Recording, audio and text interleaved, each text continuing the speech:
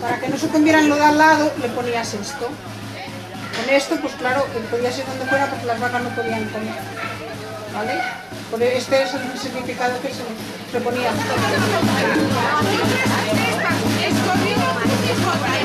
Siempre es lo mismo.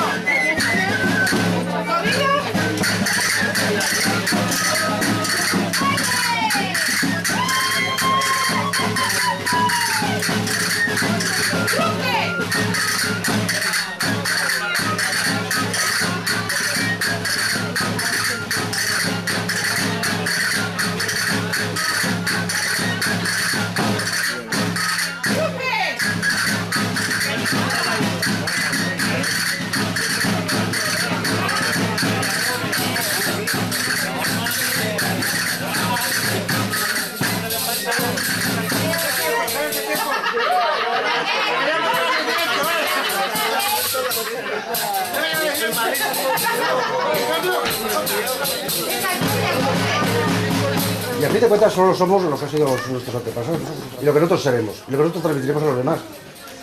Y ese era el mensaje que yo creo que he querido captar del Museo Etnográfico y lo que pretende el Rentistate.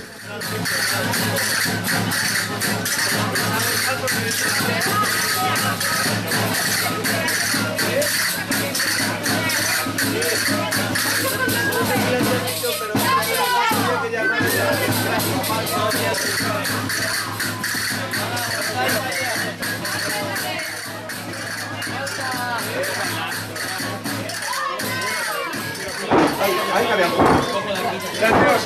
Ahora me voy a la canción. Mira, allí está en medio. Venga, ahora vamos a probar.